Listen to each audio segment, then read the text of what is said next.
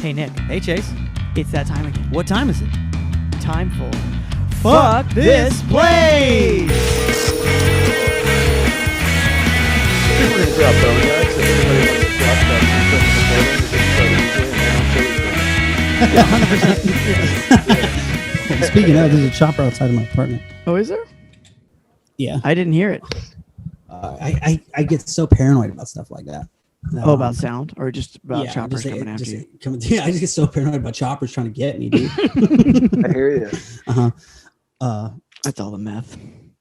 Well, I guess we should intro the podcast. Welcome to Fuck This Place, a podcast about jobs with Chase and Nick. My name is Chase. My name is Nick, and with us today is a fantastic guest. He's a good friend of mine, great stand-up comic. You know him from Chad Goes Deep and Going Deep with Chad and JT, and also former on and off again sparring partner of mine, Mr. JT Parr. How you doing, JT?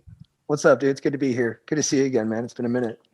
I did not know that Parr used to spar, you know? I love it. Yeah. It's a good time. I like getting hit like just a little bit. If it's too hard and it gives you a headache, I don't like it. But I do like the adrenaline of it, and I find it very bonding. Like Absolutely. I feel like Nick and I are like closer for life because we've I'll agree with that. blows. Yeah, I would say that after is probably one of the better hugs I've ever given and received. After Yeah, with you. totally, exactly. Yeah, you're both pretty vulnerable at that point. Yeah, Yeah. You're both real tired of getting hit a little bit in the face. And you're both saying, you know what, we're going to stop doing that right now. And that hug solidifies it. I would always go from immediately terrified when you get hit to like 2 seconds later being like, that was kind of cool, you know, like just like, oh yeah, I'm alive.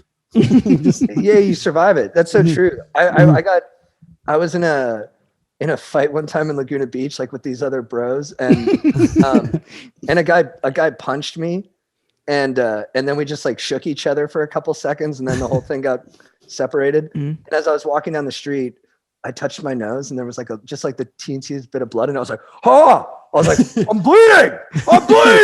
And I was like very excited about it. And then my other friend was so excited from the fight that he wanted to go back and fight. And I shoved him really hard, saying he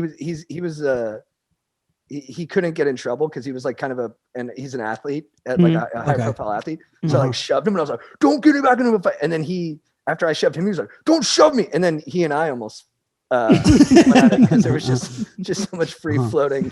He was like, I want blood in my nose, bro. I want blood in my nose. Like, you're not the only one who gets blood. I get blood too. I get what I want. I'm the most prominent person here. I was like, yeah, for sure. But I was like, we have to isolate you and keep you safe. Saturdays in Laguna Beach, you know?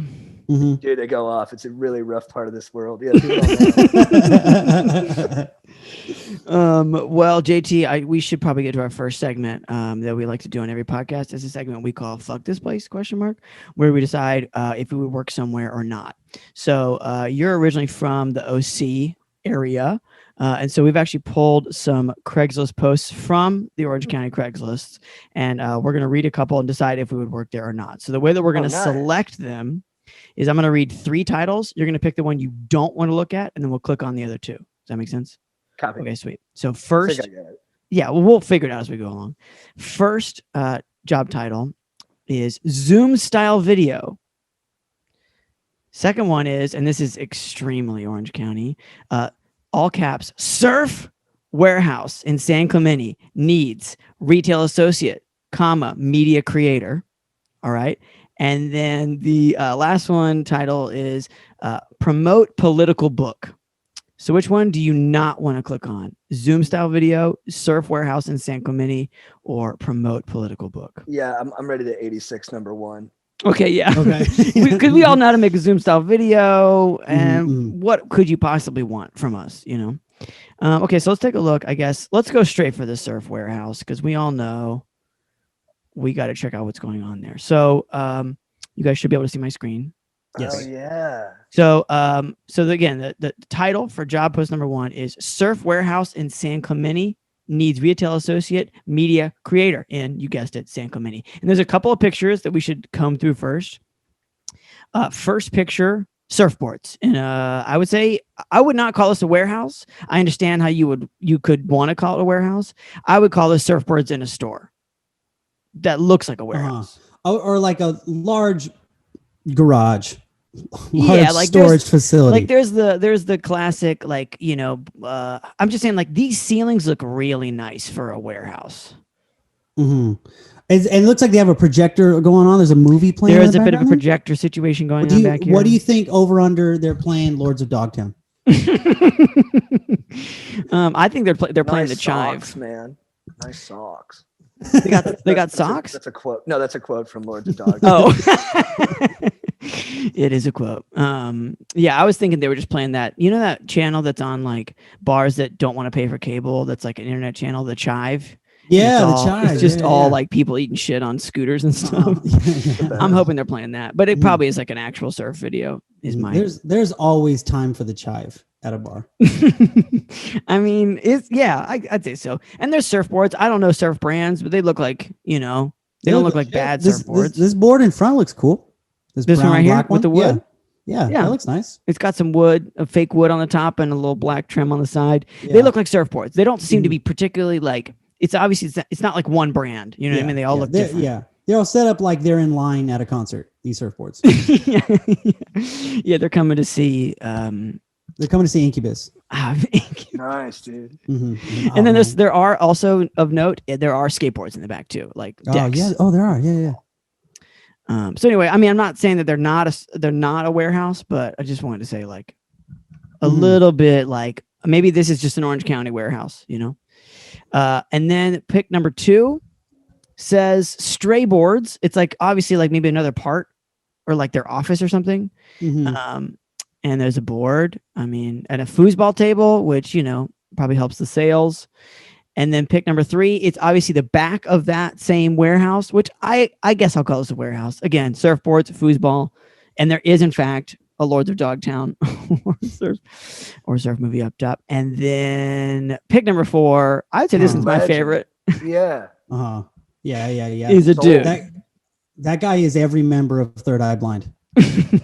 It's Third Eye Blind. They're from Seattle, all right? Give Third Eye Blind a little bit of a break. I love them, but you know where they play. You know they're big in SoCal.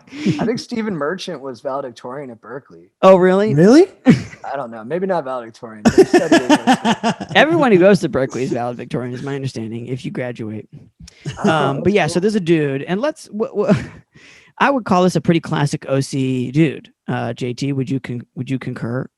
Yeah, I think this guy's really representing Orange County well. I mean, he's relaxed. He's a white dude. The position he's in, he's crouched down, sitting on his feet. That's actually a position I like to be in a lot. I think you have to have good quad flexibility and good ankle mobility. You're absolutely right. You're absolutely right. Yeah. Good range of motion. Look how in the relaxed hips. he still is up top too. Like his upper body's so relaxed. Yeah, absolutely right. Chilling. He's like just and I've been on chilling. those train tracks a lot. Those are cool train tracks. Yeah, I was gonna say he's just chilling on train tracks, very confident that a train is not coming.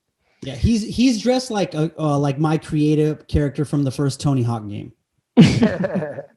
Yeah, we should point out dark sunglasses and a like a black, maybe like a trucker hat, but it's like backwards. Mm-hmm. This dude's down for some chill vibes. I'll work with this guy every day of the week. I mean, I'm gonna apply for this job. Yeah, yeah, it's possible. Yeah, again, this is a yes or a no situation. So those are the pictures, and now we should take a look at the ad text. And the text begins, and it says, "Hello, candidates. Formal greeting. We are Stray Boards, a new surf warehouse in sunny San Clemente, California. If you're looking for cool part-time job with amazing vibes, fun environment, and a possibility to grow, you came to the right place. All right. Stray Boards was created from passion to board sports." From passion to board sports. Okay, that's what it says. Stray Boards was created from passion to board sports, surfing and skateboarding, with a focus to help surfers find their dream surfboard at the best price available. All right. You are going to be working with 2 fun individuals who created this company. Yeah, the only 2 people who work here, and who want to change the industry with a new business approach. You need, and here's a list, to be knowledgeable about surfing, have customer service experience, to have positive work history. Is this the second time? No, they said amazing vibes before. They didn't say positive. Additional skills, knowledgeable about social media, communicate with respect. Big plus if you're comfortable in front of the camera and then they give you their @ which I assume is an Instagram, Strayboards, and then strayboards.com. That's the post. Compensation box does say $13 to $16 per hour, and that's the post. How'd you guys find this? This is really emblematic, I think, of what everyone in Orange County is trying to do. Yeah. It seems Well, like it's a cool, laid-back place. Mhm. You know, they want people to communicate with respect. That's big, you know. yeah. Gentle to your coworkers, and then I like that they wanted. I am curious what their new business approach is to change the industry. That's the one thing I want to follow up. Very on. curious. I'm wondering if they're doing like an overstock situation or possibly a used thing, you know. Like I've heard of like bike retailers that'll do like it's just super hard to do like successfully, where you like take used bikes, you know, you refurbish them and you put them online or whatever. But it's just like it's really hard to like have clear inventory when you do that, because it's like, well, everything's a one-off basically, you know what I mean? So you have to have like, you know, in this case you would want, for instance, I don't know, maybe a retail associate or a media creator to be the person who's taking pictures of everything and putting it online all the time. Oh, that's so interesting. So because they don't have like 500 of the same thing, they have to create like 500 individual ads for each thing. That's what I'm guessing. I mean, you know, again, this could be that they're doing it. That's a huge pain in the ass. Yeah. yeah. It's 100% a huge pain in the ass. and you have inventory issues where, like, you know, you might think you have two of the, you know, like it could be that people accidentally buy shit twice. You know, like somebody buys one board, you know, because of the especially for I'm learning about these things as a person who wants to buy cool bike stuff lately. When like smaller brands don't have access to like really aggressive e-commerce platforms, and so like two people who enter the site at the exact same time, even though there's only one item, can both purchase it. Even they could like put a credit card down and everything, and then they have to email somebody and be like, I'm super sorry about that, like we just literally can't, we don't have a software that works that good. Oh wow. So I'm just saying, you might be that guy for these people.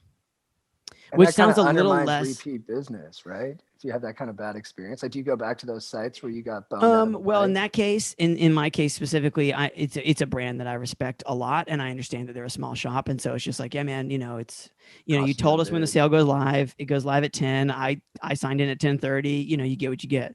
So I respect, and they were super communicative. They're like, we have another product we can offer you. You know, like it wasn't like, you're shit out of luck. Get the fuck out of here, kid. It was just like, you want that color? We don't have that color. We have another color. You can have it or not, and we'll refund you. So I'm just saying, you're going to send, my guess is you're going to be the guy who has to send all those emails, because I do understand these people want some amazing vibes, but I don't think that like this dude is the one who wants to email people. He wants to sit on the train tracks and hang out. Mm-hmm.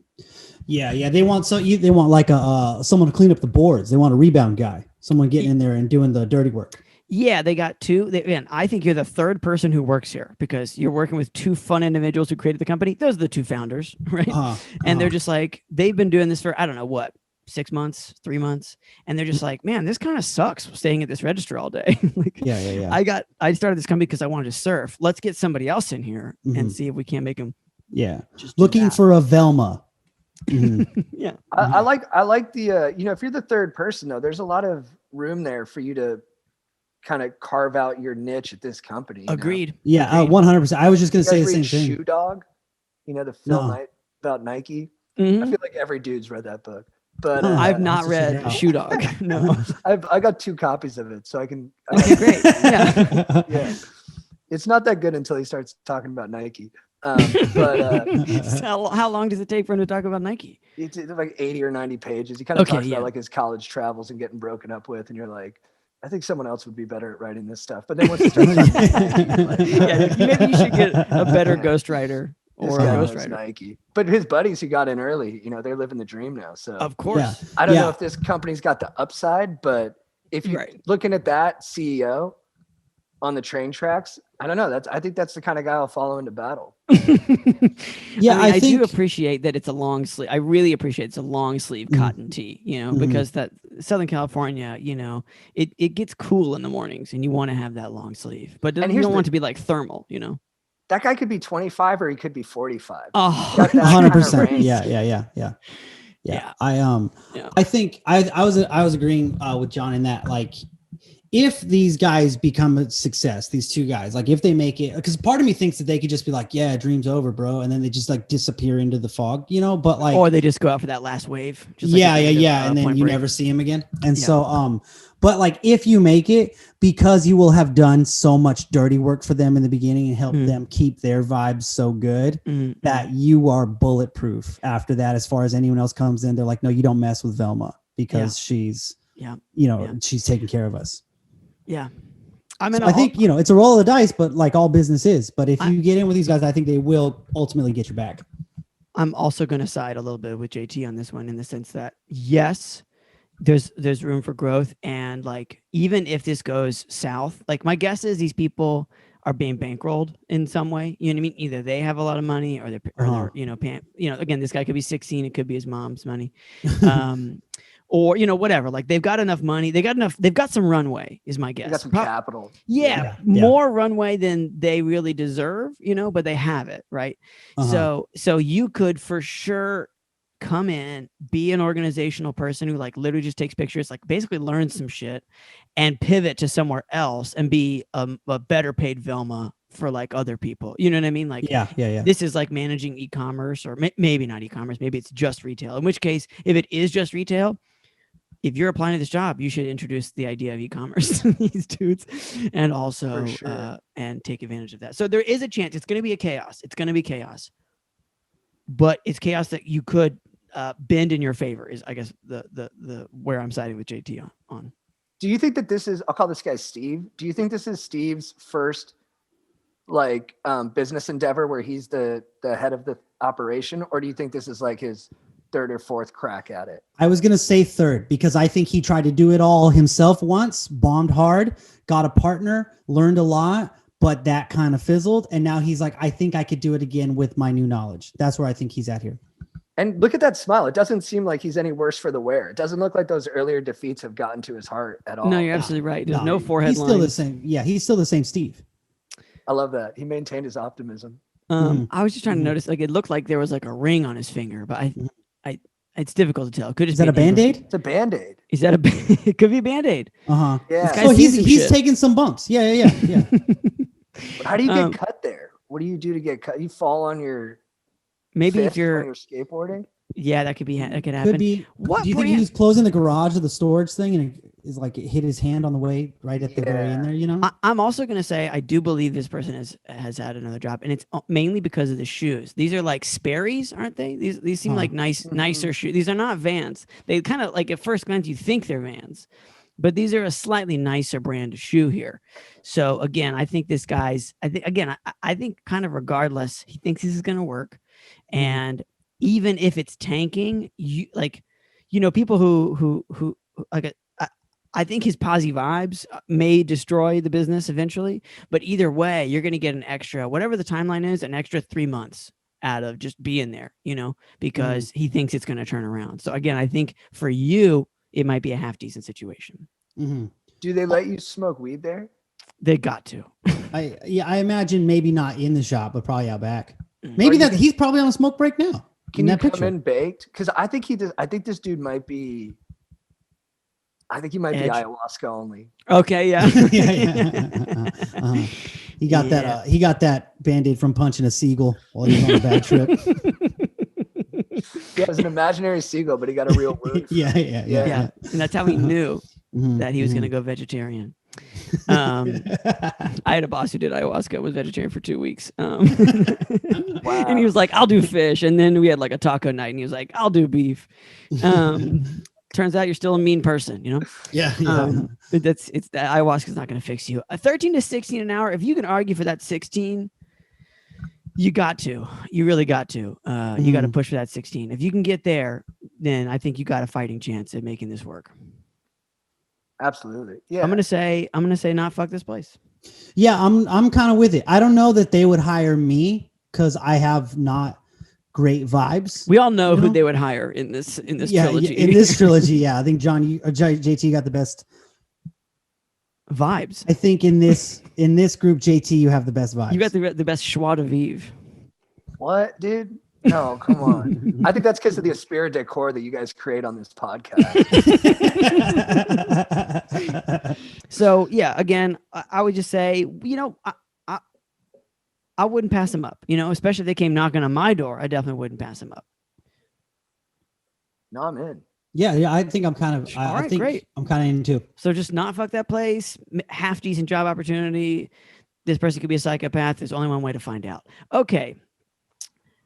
Post number 2 is promote political book, and there is Not one even a image. psychopath. There's Whoa. one image that begins the post, and it for sure. Like I'm not in any way familiar with like signs of the alt-right, but it doesn't look like this doesn't look like there's chill vibes here. There's a symbol, and it's like a T, like a Times New Roman T, with little this is not a sans serif font. This is very serifed here, with a line through it.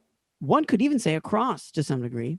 I think it's a Knights Templar vibe. You think so? Yeah, correct. Yeah. There's something nefarious, and then there's a circle around it to identify it as a logo. The color is a sort of brick red, or sort of drying blood, if you will. Mm-hmm. Yeah, that's the only picture. So again, just sort of a glaring danger right up front. I'm immediately weirded out by anyone who comes up with their own symbol that's not a nerd. Like I respect a nerd symbol, absolutely. Like a nerd. You've got a symbol for your concept album, or or Dungeons and Dragons kind of a guy. You come up with a symbol for your clan or whatever. I get that, but if you're not a total geek and you have your own symbol, it's pretty scary. Yeah, or a band or something. Yeah, get out of here. Okay, so then the post begins. We are currently looking to do in-person marketing campaigns to promote our political book, Isolation Moderation. That is the name of the political book. Not in italics, but I believe that is or the title. Quotes at all, right? Or quotes or anything. At this time, they're gonna get hammered in my English grammar class, bro. Your MLA skills are lacking. Where's your footnotes, dude? At this time, we are looking to hire a few quality people to help with this. So they said currently and at this time twice. So I get it. It's happening now. That's a job post. Your job will be to go to crowded places 2 to 3 times per week and make conversations with people about the book with the goal of driving sales. You will be paid a fixed daily rate for your time. And if you prove to get good results, we will offer commission and bonus payments as well. Okay. Sales experience is not required for this job. Honestly, you might want to make it. Anyway, we want people who are passionate about the ideas, there we go, that we are sharing. Passionate people will outperform good sales professionals anytime. I'll agree. I'll agree with that. Yeah, everybody who stormed the Capitol was a passionate person. They weren't all. They were not all good sales professionals. They outperformed expectations too. They really performed. I mean, I would say they outperformed some people's expectations, and I would say other people, they met those expectations exactly what was expected. You will be provided with training and marketing materials in order to help you succeed. We will try to go as a group in order to create a supportive community. Oh, man. Okay, please respond to this post if you're interested in this opportunity. Provide information about yourself, including contact information. Before a hiring decision will be made, you will need to first read the book. Yeah, no shit. Isolation Moderation, to see if you want to promote this. And then thank you for your consideration. That's the post. Again, there's no actual pay, explicit. It just says daily rate plus commission and bonuses. So that could be really anything. And that, as far as I remember, that commissions and bonuses is contingent on you doing well, right? Indeed it is. Yeah. So it's not like something you get right off top. Yeah. This is has undertones of something way darker that they're like, hey, well, whatever we're talking about, we can't post about it. We literally are at the point where we have to walk up to people and tell them about it. Yeah. This is like Division 3 Scientology, it feels like. Yeah. And then I really like the logo is so ominous, just totally bad vibes there. But then I have no idea what to think. Like I can't extrapolate it all from the name of the political book. Correct. Isolation, moderation. You're absolutely right. Yeah. I think it's designed to be that way. I Like, I agree. think that, again, you're gonna have to read the book and you're gonna realize there's some bad shit in it. And then, but the title is like, the premise, even the premise is gonna be like, what's the word? Just sort of a little innocuous, like it's, well, this is about individual freedom, that it's not good to be alone. And then and it's like, oh yeah, of course. Yeah. I don't want to that's being alone is bad. And then like the actual book is like, you don't want to be alone. You want to be in a pod that all murders each other every 30 days, and the winner takes all and moves on to the next pod. You know what I mean? Dude, that was a good pitch. I'm in. Thank you. I'll join up with these people. So that's why I think that there's going to be a gentleness to the title, the byline, even back of the book, But then you start cracking those pages open, and bad stuff, real bad stuff. Yeah, I think that these people are going to immediately pitch to you that you got to get off your phone, that tech is bad, that we're all being consumed, which is all 100% true. And you're like, yeah, you're right. Yeah, you're right. And then it's like, and then just 3 weeks later, you're in like camo pants out in the woods with like 30 other dudes. And you're like, I don't know what happened. Like my sales were going so well. Yeah. So, I also just think that, this post is designed that you have to really want this job, because there's nothing enticing about it. Nothing. Like there's nothing, you don't know what it's about. You don't know like how much you're getting paid. You have to really want this so that ultimately when they ask you to commit some kind of a crime and you're arrested, it's hard to follow. The cops can't follow back to them because it just looks like you wanted this, bud, this whole time. Why did you go out of your way to apply to weird letter that's not a real letter? Mr. T is my guess. Yeah. And Mr. T with a mustache. Or Senor T, sorry. Yeah, what kind of person would this ad appeal to? I'm having trouble figuring out like who's going to read this and be like, yeah, this speaks to me and what I'm looking for. I mean, again, this is it's essentially, the truth is it's a canvassing position. You know what I mean? It's just like, it's literally the same thing as all the other canvassing jobs. But yeah, I would say this appeals to a person who obviously is picking up what they're putting down. Yeah. They're like, I bet you there's some fucking fucked up shit in this. Although, really quick, what was on? Is there still not enough?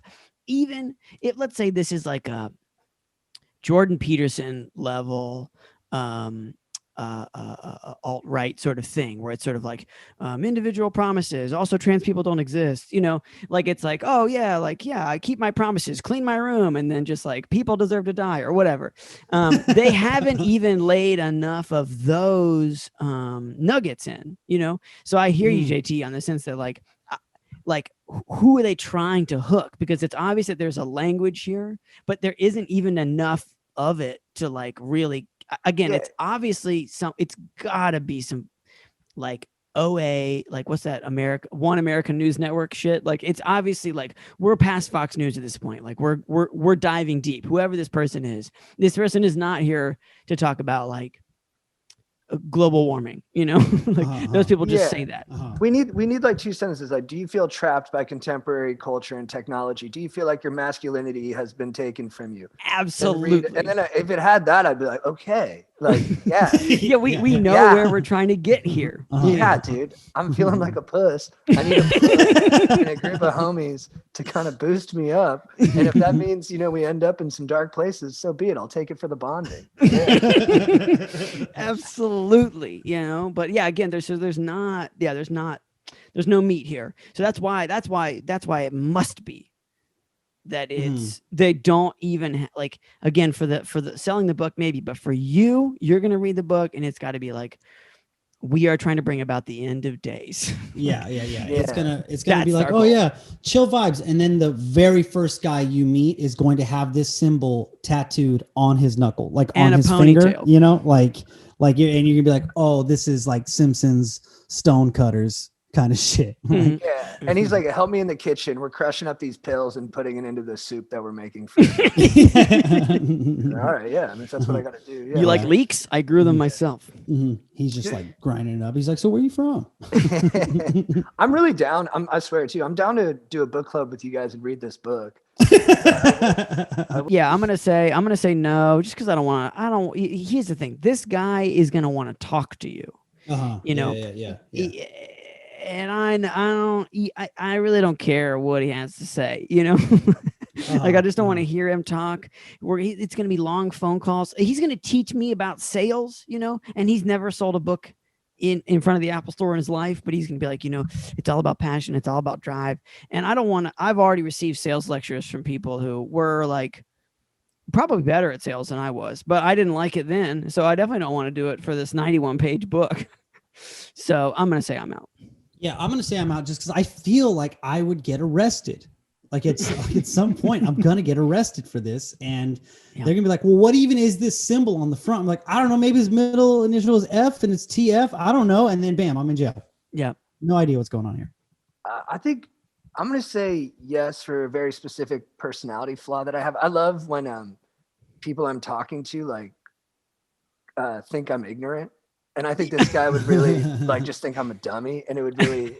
And then I would get a lot of pleasure out of making him like me after that. So, all right, yeah. So you've got personal reasons to do this. Yeah, I just feel like he's a tough one to get on board. Yeah, you know? I win him over. Yeah, I will say I do love when a person thinks they have full license to say whatever they want. You know, like I love driver's ed, you know, because the driver's ed teacher, they're God, you know, for that whole time. Yes. So if they want to talk stories about how, you know, people underestimate how dangerous the rain is, you know, like I'm ready. So I hear you on that. I just don't want to hear what this guy has to say in that specific regard, but I understand that itch. Dude, my driving instructor, we went for like an hour drive. He used to be in the military, and he's like, "Hey, you want to go by like the old military base at El Toro that they shut down?" I was like, "Absolutely, dude."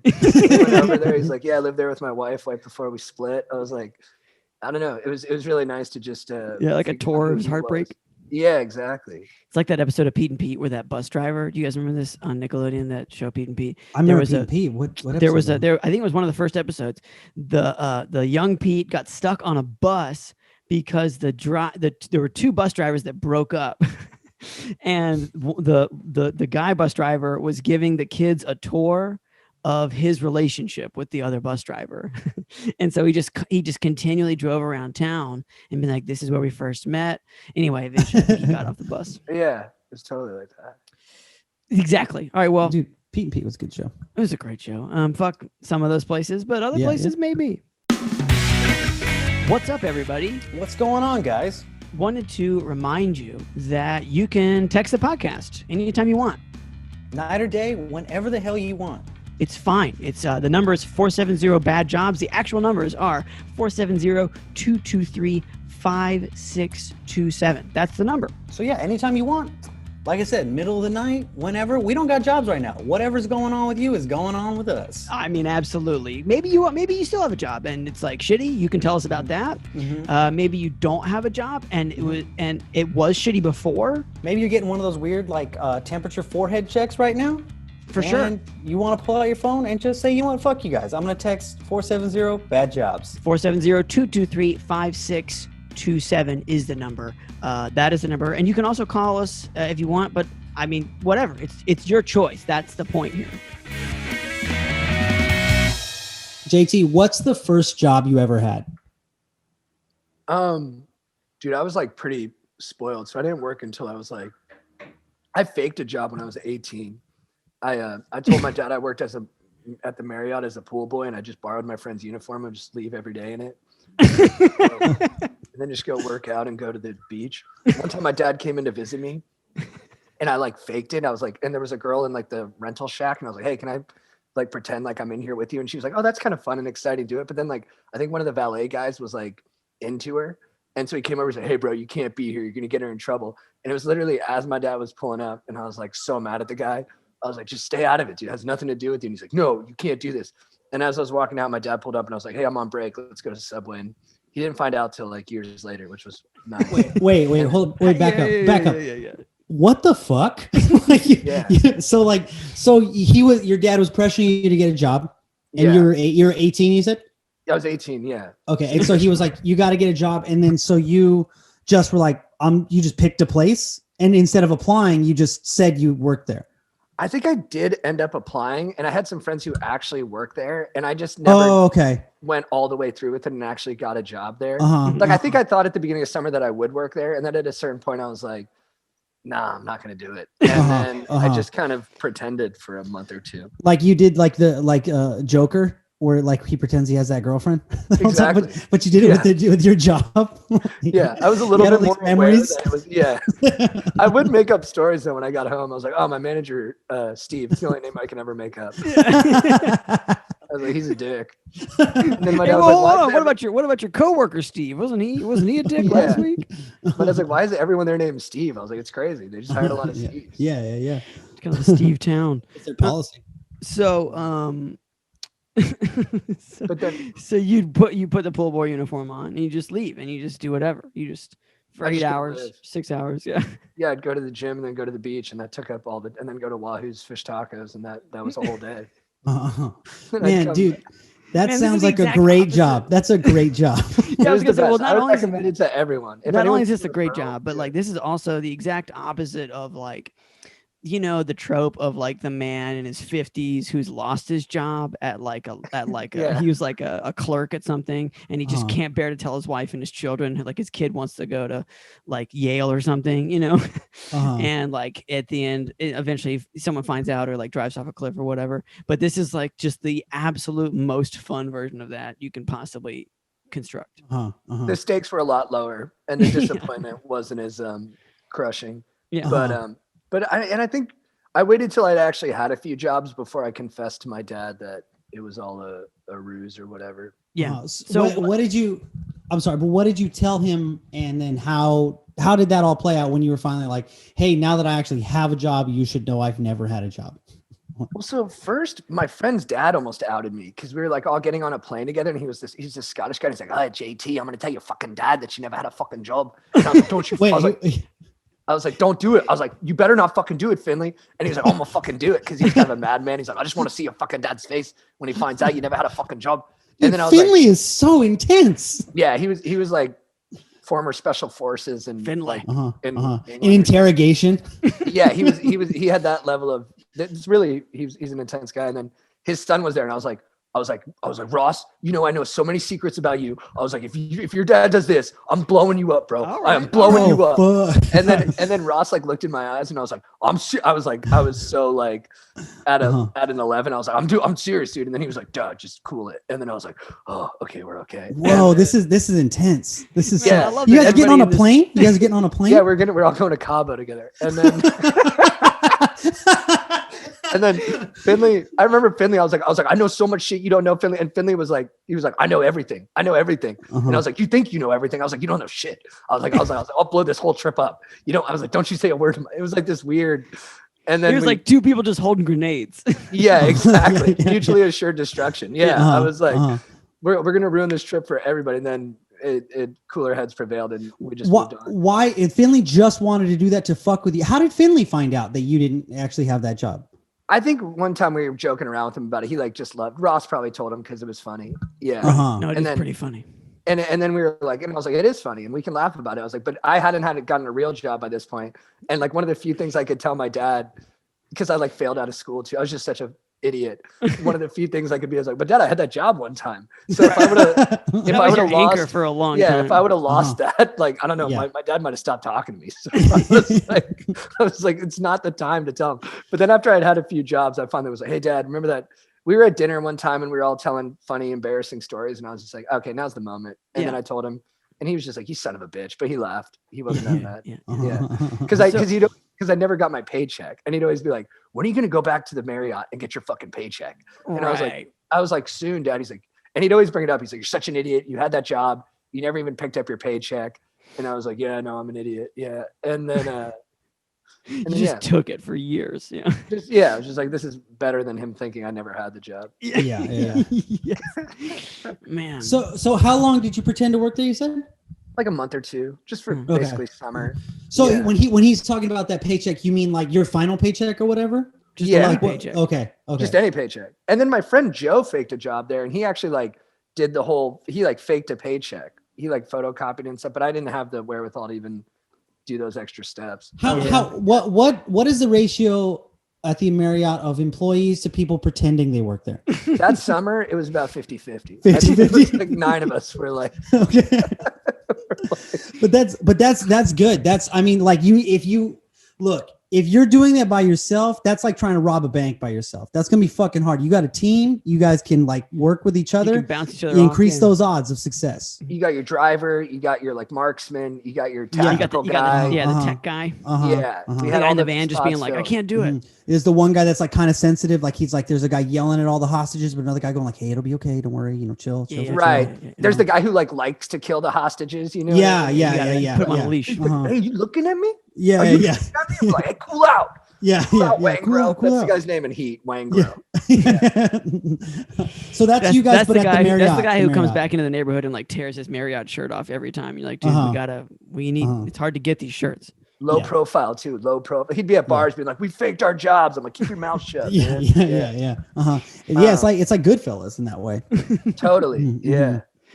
So you did that for a couple months, and then you like went. You like. I guess my question is, how did you get out of the fake job and into whatever else you did after that? Would you get another fake job or another real job, or Then I moved to Costa Rica to teach English, but I barely did that too. That was, I guess you could call that a job. And then because like you didn't have to pay much because you were teaching, right? But I showed up to work like 10 days out of 80, I think. Okay. I was supposed to be teaching kindergartners English, and I just couldn't work up the energy to do it. Yeah, I mean, it is a high energy job. Yeah. When I showed up, I was really good. I love working with kids. It was really fun.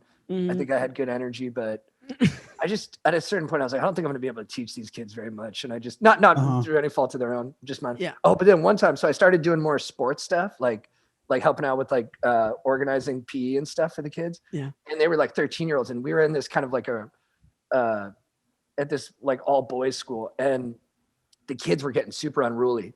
These like 12 and 13-year-olds, and I was on steroids at the time. I was pretty yoked, and so they were all making fun of me for being like a meathead, and they all started like throwing balls at me, and like it was just complete mayhem. Like the inmates were running the asylum, and then that's probably not a sensitive thing to say. I don't mean it like that, but like they were all the kids. It was a mutiny of sorts. Yeah, there's mutiny, and the kids were, and then so finally, I was so immature.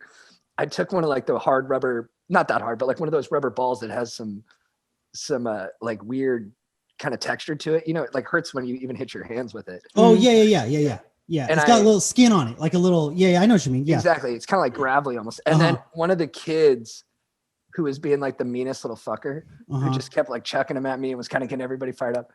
He was like not looking or something, and I just ran up to him. And I did like a full, what's that kind of hop you do? You know, when you're going to throw something hard? Like a Super Smash Brothers, like sort of. Yeah, like a big one hop. I did a big one hop, and he turned around. Like you're using like cartoon powers. Like just charging up. Like like if you looked at the ball, there was like a little telekinetic force behind it. Like a Hadouken. Yeah. Yeah, and I just went whack, and I threw the ball off his face, and he literally like. Went and like you killed him. I thought dude, I felt so good afterwards. For a second, I was like, and I breathed out all this frustration. And when I turned to the right, the principal was just standing there. Yeah, of course. And he was just like, what is happening? He was like, did you use your steroid strength to murder that 12-year-old with a dodgeball? 30-year-old veteran of just teaching kids who had seen everything and really knew how to keep a cool head. Just looked at me. And he wasn't like you're fired. He just looked at me and he was like, what is going on? He was like, why has it devolved to this point? And I just looked at him and I was like, it kind of scared me. Like it knocked me out of my psychotic break. And I was like, they were just messing around. He's fine. It's good. Yeah. They're carrying him off in like a small gurney. Yeah. His face was like permanently smushed. Poor guy. He was like two-dimensional after that. Okay, so again, I just kind of want to go through the details of this. So like you've left the Costa Rican kids at this point, and so now you're working this. Well, you're working more kids, and you're doing this. And are they just like in the way that like I as a kid I remember like little kids, if there was like a male yard duty, all the boys just like to bust his balls because he was like an older brother thing, so they kind of they take shots at you. And so was it just like a playful scenario like that, but then it just got too intense and you're on these roids and you're fucking ready and you're not taking it? And I want to say one thing too. I don't think it was the roids. I think okay. A lot of people talk about roid rage, and I will say actually I think steroids made me less aggressive at times because I felt so good about my physique. I was just kind of feeling good. Really? I think the reason people think that guys who do steroids have roid rage is because what kind of guy does steroids? A guy who wants to be big. Sure. And tough. Yeah. So it's like I did steroids partially because I wanted to be like intimidating and because I wanted to like beat people up a little bit. I was just an asshole. Yeah. So I think that's more what roid rage is. Yeah. Is that like the kind of person who would do roids is the kind of person who would already. That sounds like a sort of full ownership of the situation. I think that makes a lot of sense. I was just more attributing and cocaine too. Like people blame cocaine. I'm kidding. I'm just I was just more so attributing it to like the knee-jerk reaction of like, oh yeah, now I will end you. You know, like, and so, but the point is they're just gnawing at you. They're just throwing balls at you and they're taking shots at you verbally. And you're like, look, I have to sun you now. 100%. I wasn't mature enough to see what you're saying and like to just be like, oh, this is what kids do. They kind of test boundaries and you have to kind of model like boundaries for them and show them like what's appropriate. We're stopping this now. Like, you go over there, you go over there. Yeah. And you can't be like, and I just went like, might is right. And I was like, okay, like you guys want to get physical. Well, let's see what happens when I get physical. And it was like, that's probably not, if most teachers thought that way, I don't know if, education. I think you're not the only person. Like Thanos to them. Yeah. You really, like the first time the Avengers fought Thanos, like that's who you were in that moment. You they ended them. Like you don't even understand what I'm made of. When that dodgeball hit my hand, it was like the fifth Infinity Stone. Yeah, into his mitt, and I just felt this surge of power, and I felt like just infinite gods had just infused my body with all their power, and I was like, okay, and then I just unleashed all that into a drill. And that kid was like, yeah, I got some graham crackers for lunch. Kablam! And that was just the end of his life. And then like his eye was like a little further back forever because of it. Everything went back a little bit, and he was cocky. He'd been cruising through junior high, thinking he was the toughest kid on the block. He was a JT in the making. Some would say. For sure, he's probably out there hucking dodgeballs at kids right now. Yeah. That's how you get hair on your chest, is what he's telling them. I've thought about reaching out and making amends to the kid and be like, "Hey, man, I'm sorry I chucked that ball off your girl." But then I know he'd say something smart ass back. Absolutely, 100%. He would act like he forgot. Like something shitty. Oh, I didn't even feel that. I guess tapped that ball off my head. Yeah. Oh, was that you? Oh, yeah. I thought that happened to one of the girls. I thought one of the girls threw the ball at me. And then now you're flying to Costa Rica. Yeah. Or now you're back on the roids just to be sure. Like, I'm gonna see this guy in 6 months. Smash cut to me coming off the airplane, just freaking gigantic. Just like 2 giant suitcases full of dodgeballs. Well, okay, so I mean, we've been centering around the vortex of this moment, but I'm a little bit curious how you transition into, what I'm gonna do? I've just got done lying about being a pool boy. It's gonna work for me is teaching children in Costa Rica. Mm-hmm. Where did you run it? Do you know someone who was doing it? Like, how did you even get that job? I think I was like barely graduated high school, like by the skin of my teeth. I remember like I was like negotiating with like my religion teacher like on graduation day, and she was like, "You promise you'll do like your community service hours that you own?" I was like, "I swear to God." I was like, "Just let me graduate. Just give me a diploma, please." Yeah. Between you and the big man, I'll do it. Yeah. And then she was like, she probably knew I wasn't going to do it, and she's like, "Okay, fine." And then I was like, "Okay, thank you." Because and then I think I didn't want to go to junior college because I just thought I would just keep failing, which I inevitably did go back to junior college, and I did fail for like a couple more years there. And then even I tell this story too, my dad was like on the board of my high school, and he was like, "Hey, like it was like a Catholic high school." this is like classic, just rich douchebag stuff. But like my dad was like, hey, like I can get you into like Loyola Marymount if you get like decent grades in junior college. But I got 2 C's and 3 F's. And my dad was like, we can't even, no one will accept you. You're just too dumb. They won't even accept you for another year at this junior college. Yeah. He's like, I can't even keep you in the junior college. You're just too dumb. And then I think that's literally when my dad was like, why don't you go like study movies or comedy or something? And I was like, yeah, okay. And then, but so I just wanted to, I kind of was like, I just wanted to like help people. I was like, I want to do something like good for people. So I just looked up options and I was like, all right, I'll go teach kids. That sounds cool. So I just found a program that did that. And it was mostly for like British guys who were doing their gap year. So I lived with like, cause I guess over there, it's like customary to like not lived with a bunch of lads. Yeah. And they told me that my full name's John Thomas. And I guess that's what they all call their dicks over there. My parents had no idea. Yeah, and of course. I think. And then so I just was like, oh, it'd be nice to help people. I was like, I think I was like very like, I was very like Holden Caulfield-y back then. Like I was always like, people are so phony. Like I got to be authentic. I got to like help people. And then I went over there and of course I barely helped. Yeah.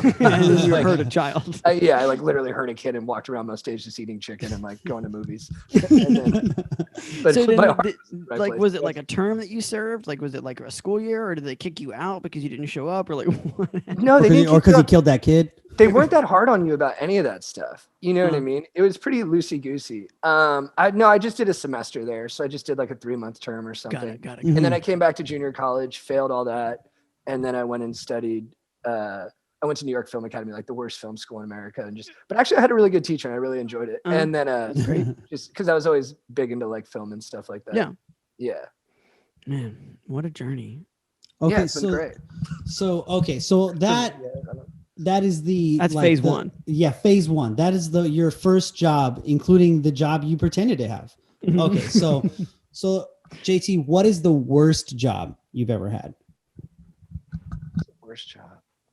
Oh man, I was I worked on like film sets for a while, being like a PA and stuff like that. And it wasn't the worst job, but it was a job that I was the worst at, which made it the worst job.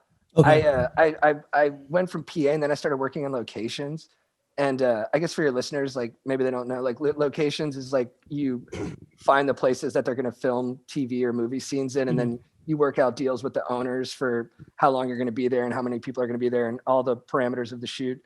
And then you just get them to sign documentation that lets you do it. And then the last part is you create maps for everybody because you shoot in different places over the day. So you literally you create a physical map that everybody can follow. Right. So like, for instance, it could be like someone's ranch or whatever. And it's like, okay, we're going to be shooting at the barn. We're going to be shooting like over in this field. We're going to be shooting up at this road or whatever. And you make the maps for that.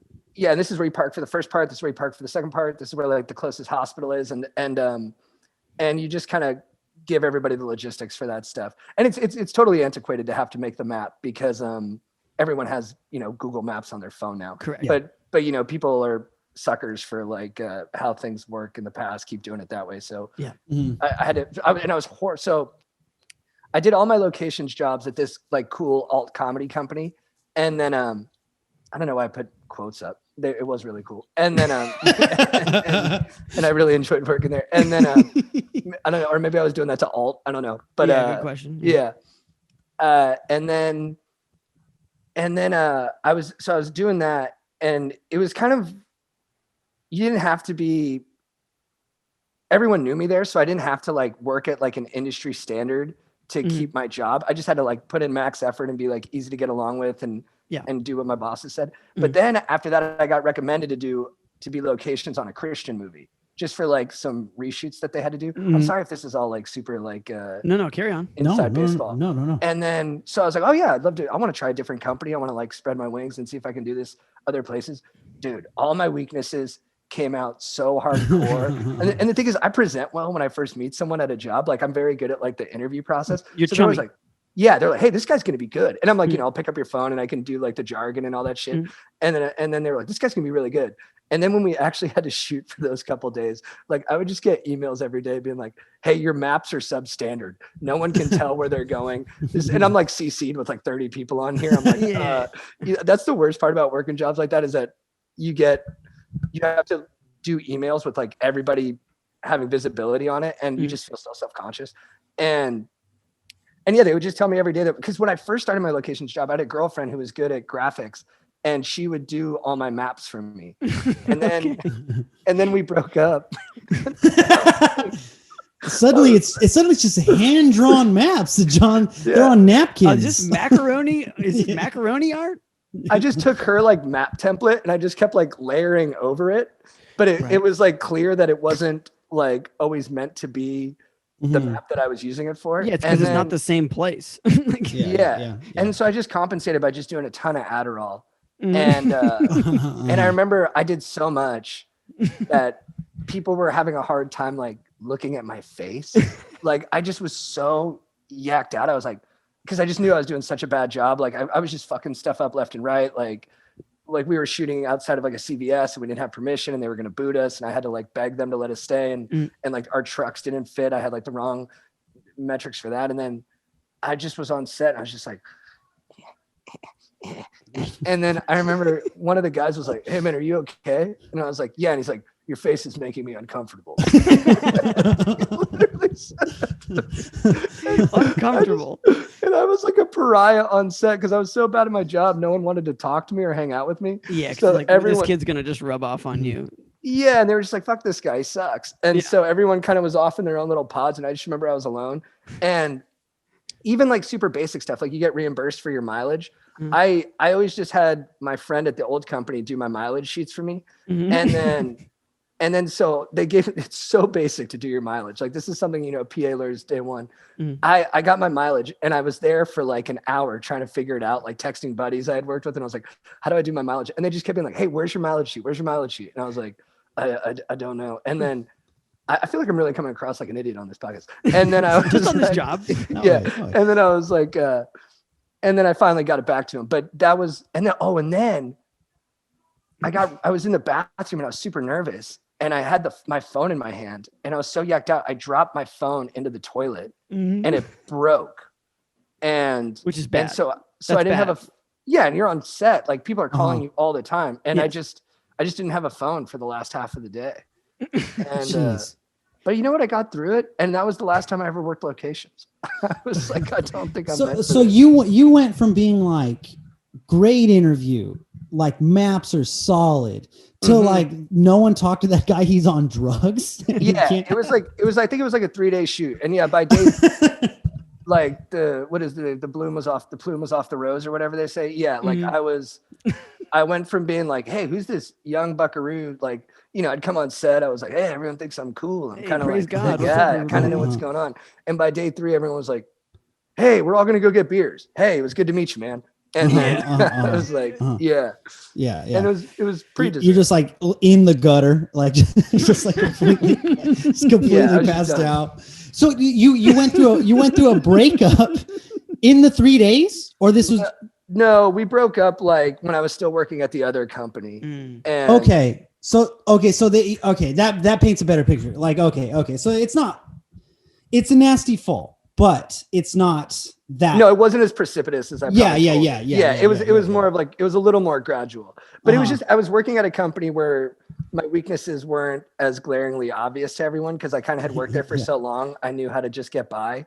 Like I understood like the culture there well enough to kind of make it work. And then, but when I had to go to a new place where I didn't have any of that, like existing, you had no, what's the word? Like capital, like cultural capital. Yeah. And I didn't know like how to even contribute. I didn't know how like my skills could help at all. So everything they needed was the stuff I couldn't do. And it just was, it was so painful. Yeah. And it's because you got a good heart, John. You got a good heart.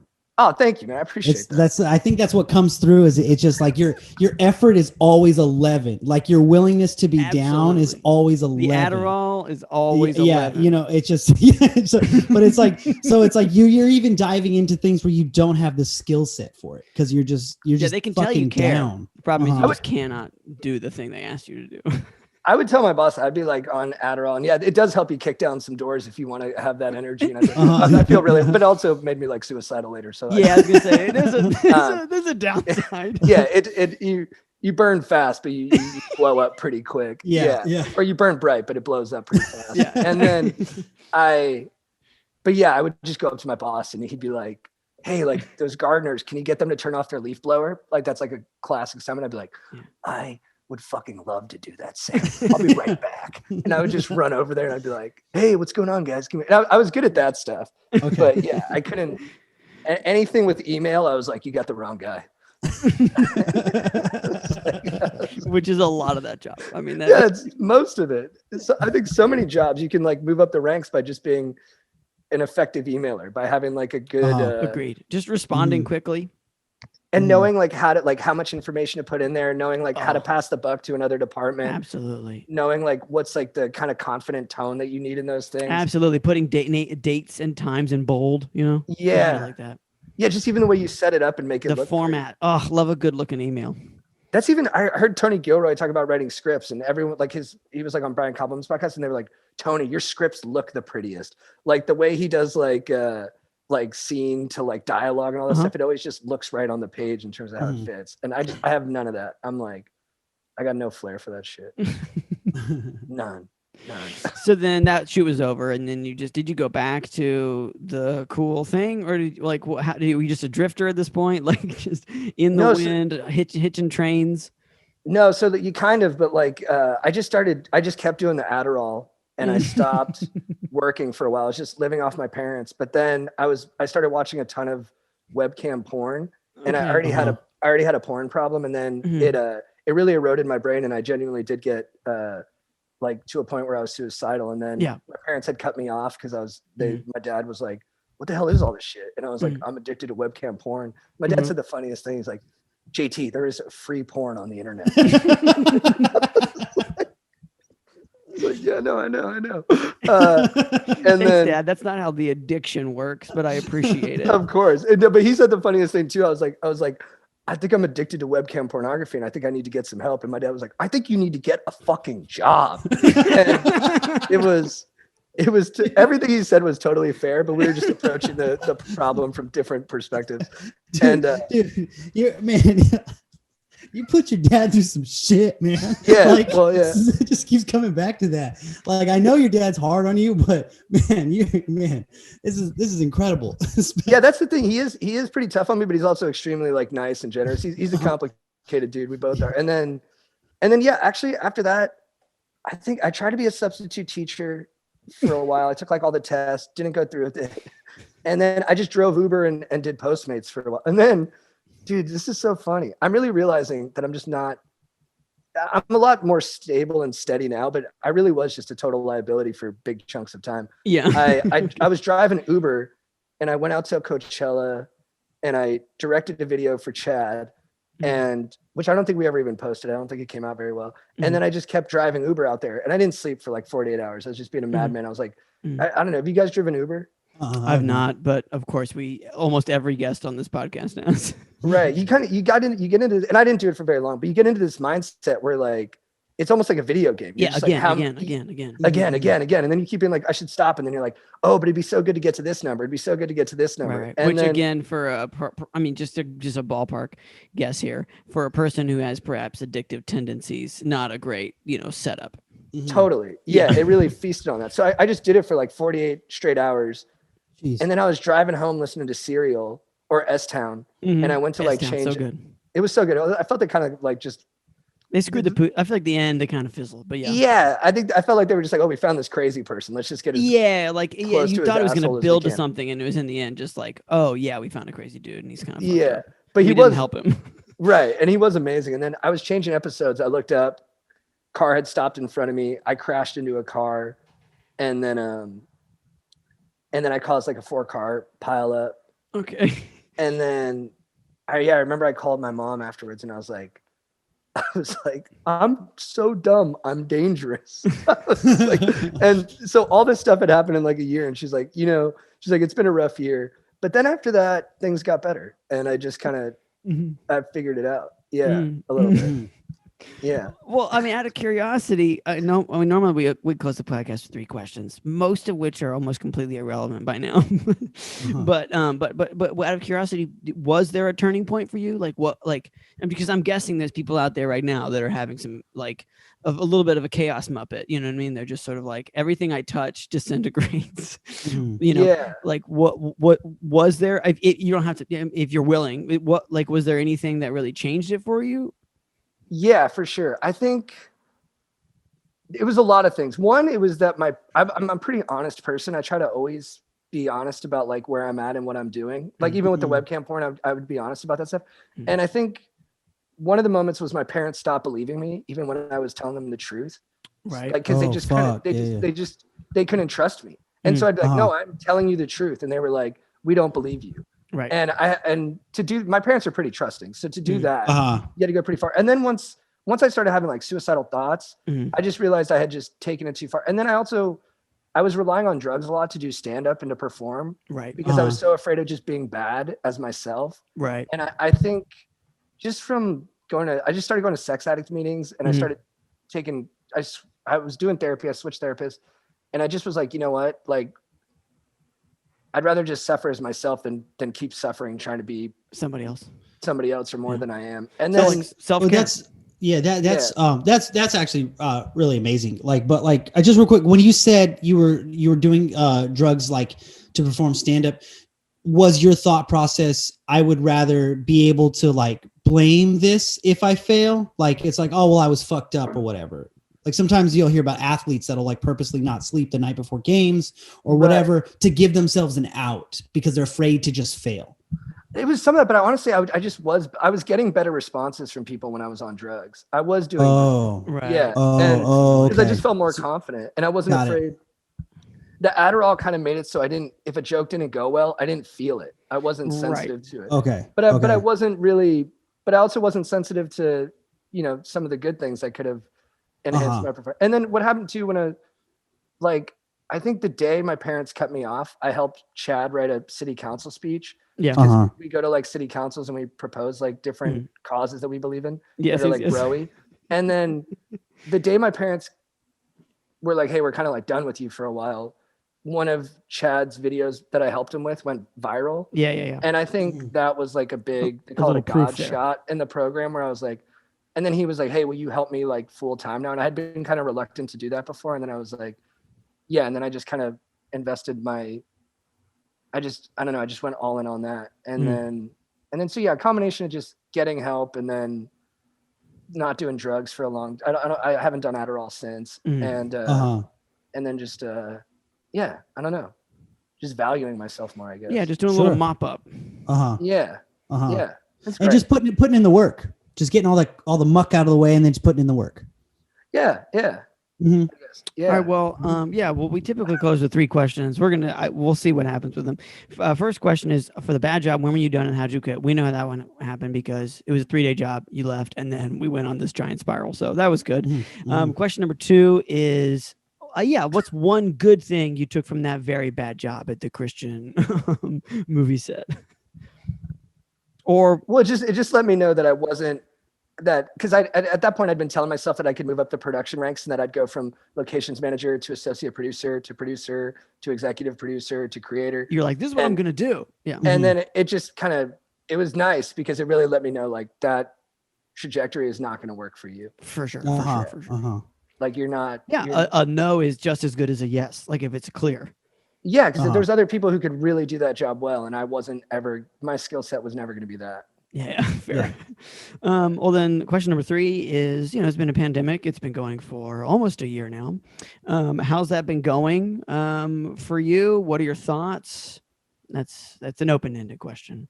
It's been really hard at times, but I've been actually really good about not focusing on what I miss and just kind of focusing on what I can do.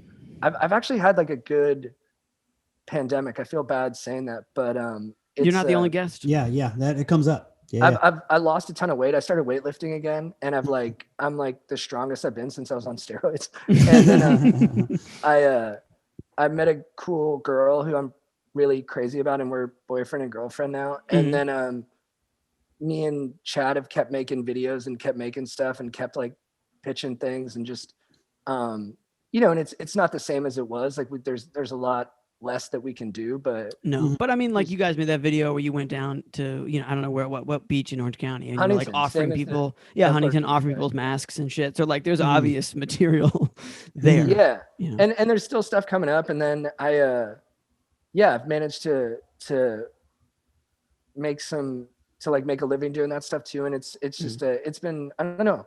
I think before the pandemic, I was so anxious. I had so much anxiety, and the rest of I was more anxious than anybody else. Yeah. And then the pandemic like kind of gave me something to orient my anxiety around. And then everybody else got more anxious. Yeah. And it kind of calmed me down. Uh-huh. Like I kind of, I don't know why. I'm just kind of like that. Like if no one's freaking out, I freak out. If Yeah, everyone's no, freaking that's out, 100%. I feel the same way. Yeah, Yeah. I do Yeah. the same thing. Yeah. Yeah, It's like a little bit of a I think it's a kind of a shitty thing, but it works for you sometimes. But it's like the contrarian in you. totally. You know? Yeah, like if I'm on a plane and no one's scared, I'm the most scared person on the plane. But if other people are freaking out, it tends to relax me. Yeah, I think it's Mhm. kind of like if you have a dog, you know what I mean, and and you feel like you need to have that leadership role with your dog. You know what I mean? Like I got to be cool for my dog. You know what I mean? Mhm, It's mhm. like everybody else is your dog. You so Yeah, you're like, you know what? It's fine. We can figure Uh-huh. this out. But you know, it doesn't work the opposite way. But Yeah. at least You're, it's in the way you're that they're trying to freaking out. you're like trying to put balance in the universe where you don't see it in those moments. sure. Exactly. Again, like Thanos. Totally. Just Thanos all day, dude. JT, the final question is: where can people find you on the internet if you'd like to be found? Yeah, so mostly I don't post a ton, but if you go to like Chad Goes Deep on Instagram, Mhm. there's a lot of our stuff there. We just got onto TikTok. We have 2 different accounts.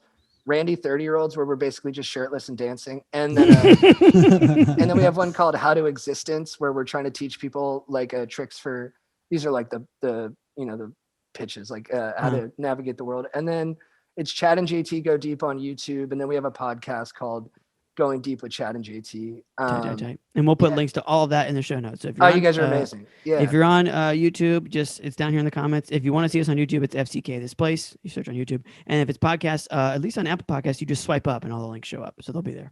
Dude, I miss talking to you guys so much, and like it's This is my so nice to favorite- hang out yeah. with comedians again, man. Yeah. My Yeah. favorite, the best thing about JT convos is they always start hilarious and they always end sincere. And that's usually like the shape of our podcast anyway. But we knew once you were coming on, it was going to be a good episode.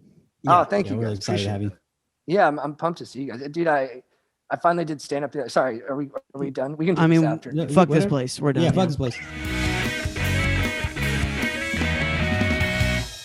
Oh, Nicky boy. My guy.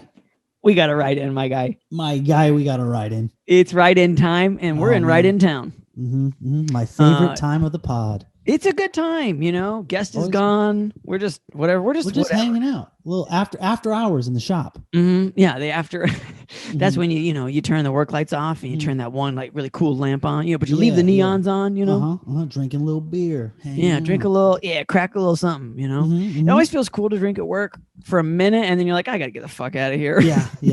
Because like it's cool because it's like breaking the rules, but then after a few minutes, you're like, this is closer to me living here now. yeah. And I'm also like one beer in, so I really gotta make a decision about what's gonna Yeah. happen to me in the next like 2 hours. Yeah, I'm gonna sleep on one of these weird tarps. Yeah.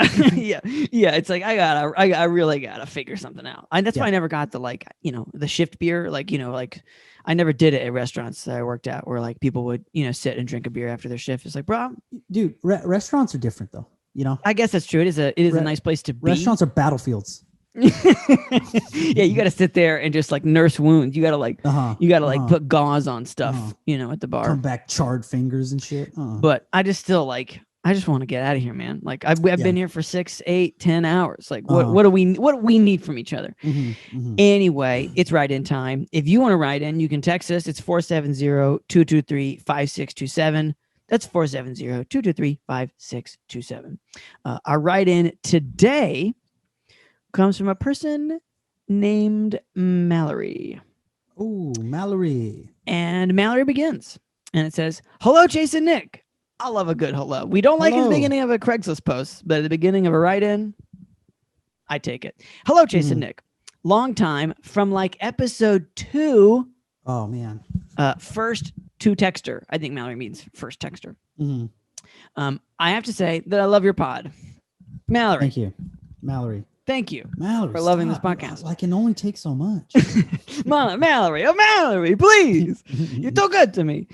You guys have gotten me through some really tough times this year, and it has been a tough year, 2020, Yes, it has. and I would say 2021. Mhm. You know, it's not been a killer it's start. been great so far. 2021.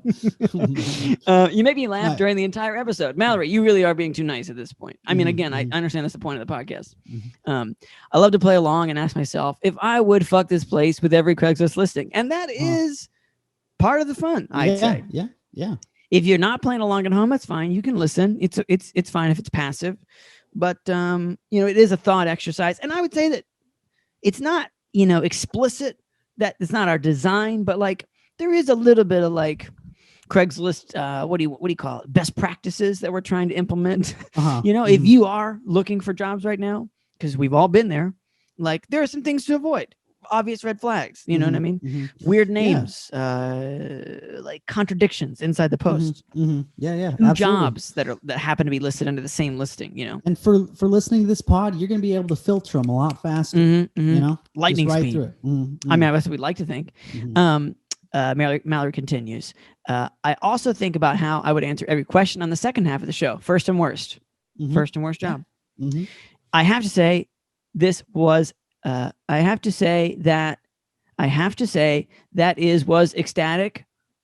We're texting here. It's fine, Mallory. I have to say that I was ecstatic. Oh, that's it. I have to say that I was ecstatic when the return of Dumb or Killer segment, also known as Dumb or Murderer. We're big fans as well. Yeah, I love it. We don't get to do it all the time. That's true. But I love every time we get to do it. Correct. Mallory says that is by far my favorite. And so, a little like, this is maybe just a little bit like shopkeeping here. But as far as the Dumb or Murder segment, we also really like it. But we also are careful about the guests that we want to do it with. Yeah. Because I mean, I think we're getting we always have a little backlog. We're always looking for Craigslist posts, and we're doing some screenshots and just like saving stuff for later. But sometimes the Dumb or Murder posts are they're almost always about women. And that doesn't feel good. We don't want to pummel the audience with just obvious violence. Not always, or just dumbness. I also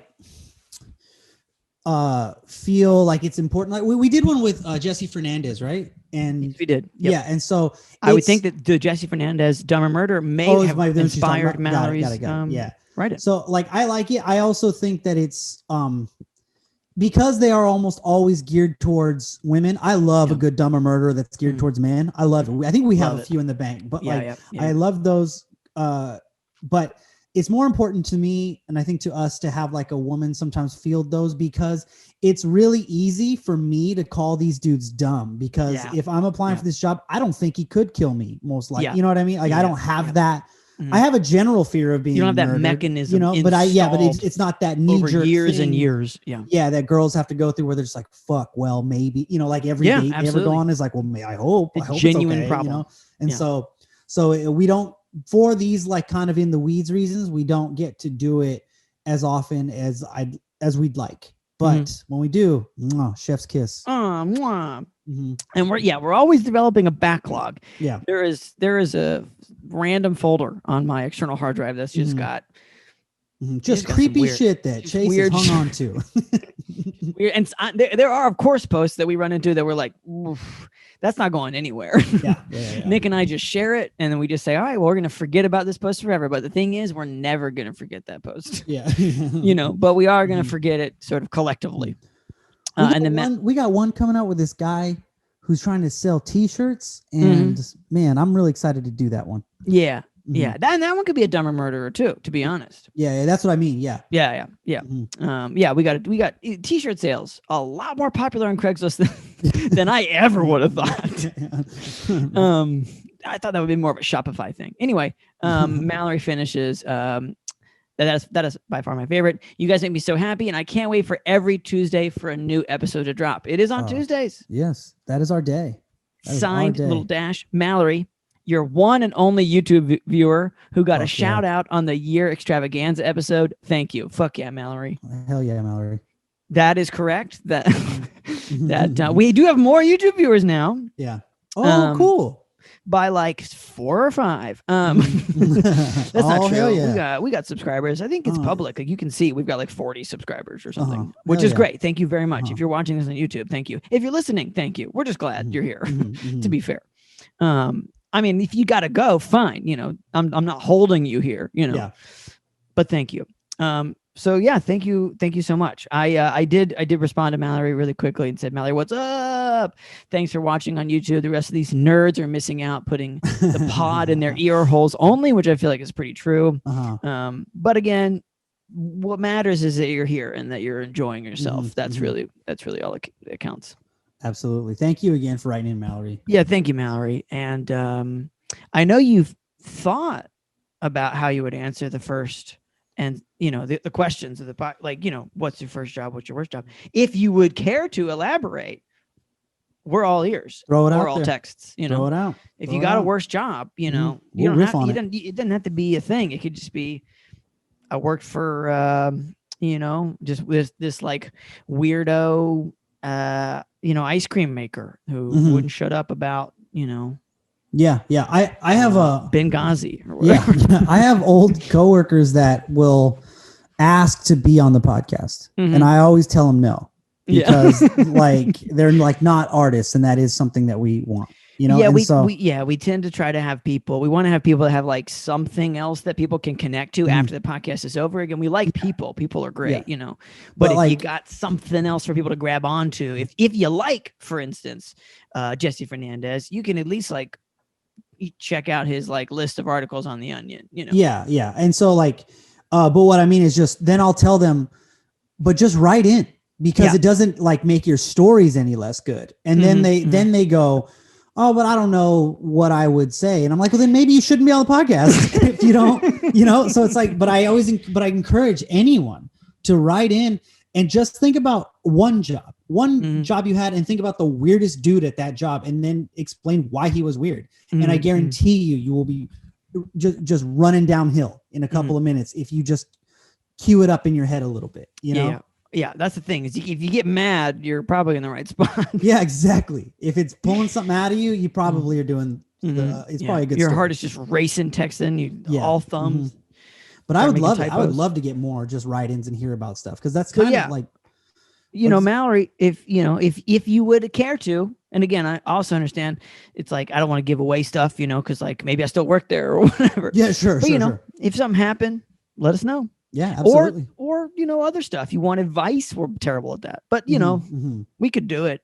Yeah. If someone just twisted my arm, you know, I'd be like, I guess maybe ask for a raise. Or you got like good facts, good like numbers. Oh yeah, you know, yeah. You're stuff just like that. Where we're learning. You're just like a living bottle of the Snapple bottle. You know what I'm talking about? Those like Snapple facts. You know, like giraffes' tongues are black. Like, oh wow, cool. Yeah. Exactly. Well, thank you again, Mallory. We really thank you so much, appreciate Mallory. it. And also as a reminder, if you want to text a pod, 470-223-5627. That's 470-223-5627. And fuck this place. Fuck this place.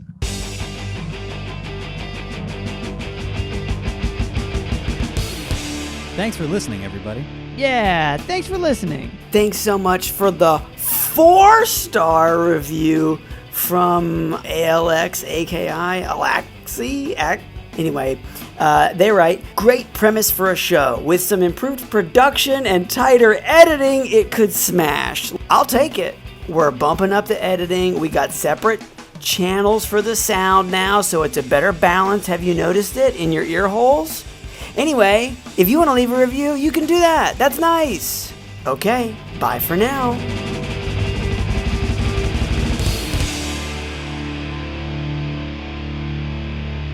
Fuck this place.